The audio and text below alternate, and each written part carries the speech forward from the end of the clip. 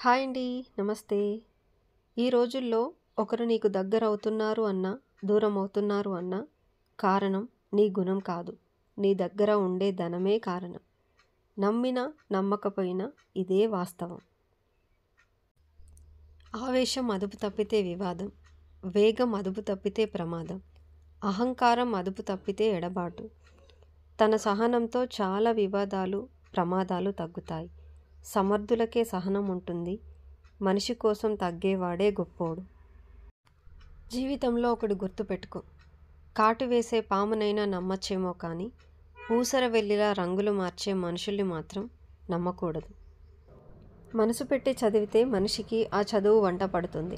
మనసుతో చేసే పనులు ఇంత మంచివి అయినప్పుడు మనసుతో చూసే మంచితనానికి కాక కళ్ళతో చూసే ఆడంబరాలకు విలువ ఎందుకిస్తారు? ఒకసారి ఆలోచించండి.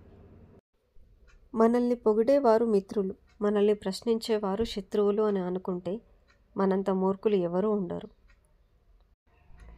మనసు పెట్టి ఆలోచిస్తే ఏ సమస్యకైనా పరిష్కారం దొరుకుతుంది. మనసు పెట్టి పనిచేస్తే ఆ పనిలో విజయం చేకూరుస్తుంది. నీ కృషి, పట్టుదల నిన్ను ఉన్నత శిఖరాలకు తీసుకెళ్తాయి. కానీ నీ భవిష్యత్తును నిర్ణయించేది నీ ప్రవర్తన మాత్రమే. మనకు అపార్థం చేసుకోవడానికి ఒక్క నిమిషం చాలు. అదే అర్థం చేసుకోవడానికి లైఫ్ టైం పట్టొచ్చు. మనం కష్టాల్లో ఉన్నప్పుడు సహాయం చేసే సామాన్యుడైన భగవంతుడితో సమానం.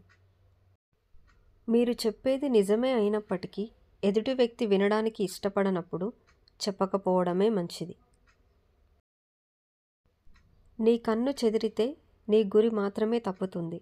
కానీ నీ మనసు చెదిరితే నీ జీవితమే దారి తప్పుతుంది. మీలో ప్రశ్నించే తత్వం పెరిగినా కొద్దీ మిమ్మల్ని ద్వేషించే శత్రువుల సంఖ్య పెరుగుతూనే ఉంటుంది. మనమే మనకు ఎదురయ్యే వ్యక్తుల నుండి, వాళ్ళ ప్రవర్తన నుండి నేర్చుకోవాలి. థ్యాంక్ యూ ఫర్ వాచింగ్ అండి. ఈ వీడియో మీకు నచ్చినట్లయితే ప్లీజ్ అండి like and subscribe. Thank you.